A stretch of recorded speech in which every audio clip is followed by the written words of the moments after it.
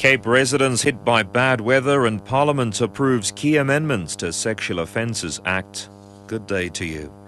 More than 2,000 people have been affected in the Cape Peninsula as heavy rains and strong winds continue to batter the region. Disaster management in the city of Cape Town says there's been flooding in some informal settlements. Chapman's Peak Drive has also been closed. Disaster management spokesperson Wilfred Solomon's Johannes. The river banks has been flooded in the Deep River area, the Gat informal settlement, and our officers has also been dispatched to various areas in Khayelitsha to assist persons that has been adversely affected as a result of the heavy rains. The African Weather Service is keeping us informed regarding the weather system development, and we are anticipating that the rains will persist for the greater part of today until tomorrow. Comrades marathon legend and former Wits student Bruce Fordyce is the latest to praise Phillip Tobias, who died today at the age of 86. The professor was world-renowned in palaeoanthropology. Fordyce says it was shocking news.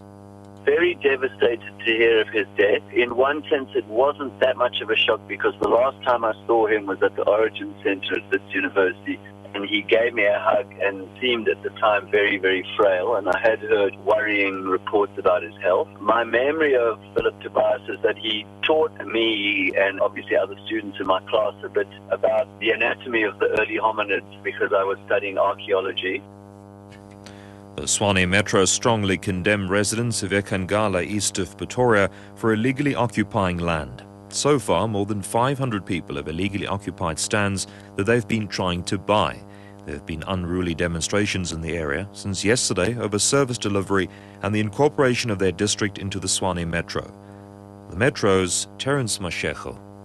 I have instructed the Chief of Police that is a contravention of a bylaw. Land invasion is not allowed, so people must not take the law into their own hands. We are sending the land invasion team there. We're not going to arrest anybody, but we are going to enforce the bylaw. We will simply remove those people where they are. We will take whatever apparatus they've put up there because it is illegal.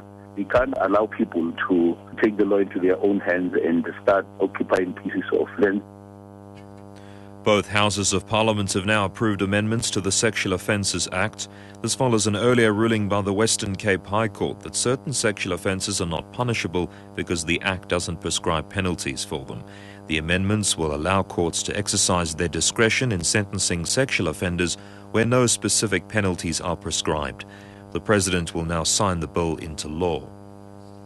The head of the UN mission in Syria says observers have been prevented from reaching a village near Hama, where over 70 people are said to have been killed.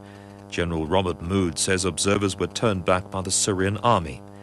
And top story at 5 o'clock, more than 2,000 people have been affected in the Cape Peninsula as heavy rains and strong winds continue to batter the region.